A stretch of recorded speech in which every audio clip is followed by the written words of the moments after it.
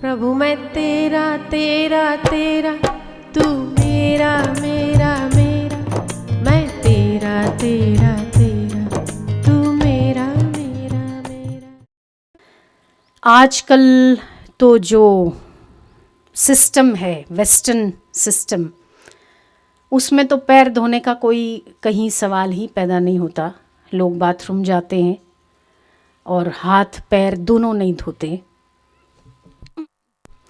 वैसे तो पुराणों में, शास्त्रों में हमने ये सुना है कि कलयुग का प्रवेश सोने से हुआ था।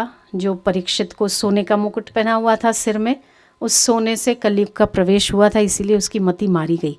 पर आज भी कई बुजुर्ग ऐसा कहते हैं, खासकर हमारे अम्मा जी कहा करते थे। वो एक कहानी छोटी सी बताया करते थे, अरे पैर धो, बाथरूम जाके अच्छे से पैर धोया करो। छोटे छोटे बच्चे भी ऐसे ही देखते थे ना, तो बोलते थे एड़ी तक के पैर धो, एड़ी को भी गीली करो। तो हमने एक बार पूछा था कि क्यों, तो उन्होंने बताया कि एक बार परीक्षित ऐसे ही मूत्र त्याग करके और पैर धो के जब आया तो उसके दिमाग में शरारत चढ़ गई और उसने किसी संत की मजाक उड़ा ली, ठिठोली कर दी। तो उसने उसको श्राप दिया कि तेरे द्वारा ऐसा कृत्य होगा, तेरी बुद्धि मारी गई है, संतों का अपमान नहीं करना चाहिए, तेरे द्वारा ऐसा कार्य होगा कि तू भयंकर मृत्यु को प्राप्त होगा, और वो भी किसी श्राप के कारण। ये भी किसी का श्राप था, ऐसा अम्मा जी बताया करते थे। पर आज भी बुजुर्ग कहते, अम्मा जी ने बोला मेरी नानी कहा करती थी, उसकी नानी को भी उसकी नानी बताया करती थी। तो ये कुछ परंपराएं हमारे बुजुर्गों की हैं जो मानने जैसी होती हैं।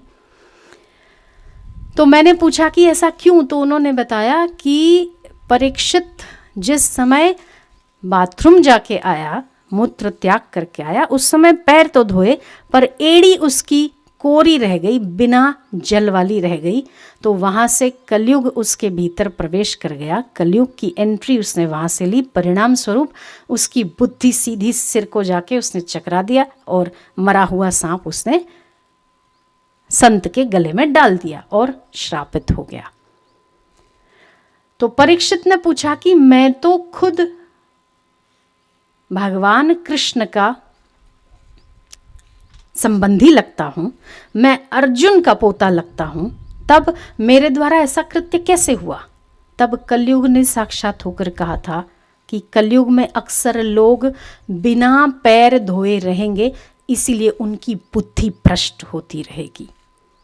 कलयुग का प्रवेश हो चुका है, ऐसा कलयुग ने प्रत्यक्ष होकर कहा था, ऐसा बड़े बुजुर्ग लोग बताते और हम देखते। आजकल पहले जितनी बुद्धि अच्छी थी, आजकल उतनी बुद्धि अच्छी नहीं है। पर अब क्या किया जाए? न हाथ, फ्लाइट में बैठते हैं, हाथ धोकर भोजन करना चाहिए, हाथ धोने की सुविधा कहाँ से लाई जाए, कैसे किया जाए? तो फिर कुछ नहीं, टिश्यू तो मिलता है, अपना तोड़ तो निकालना ही पड़ेगा ना, अपना तोड़ तो निकालना पड़ेगा। रुमाल हो, टिश्यू पेपर हो, उन्हें गीला करके हाथ पोंछ लेना चाहिए। टिश्यू पेपर हो, उससे पैर भी पोंछे जा सकते हैं। पर आप लोग ध्यान रखो, जितनी आपके हाथ पैर शरीर की पवित्रता बनी रहेगी, भोजन के पहले हाथ पैर मुंह धोकर भोजन करना चाहिए। बाथरूम जाने के बाद पैर अच्छे से गीले करने चाहिए।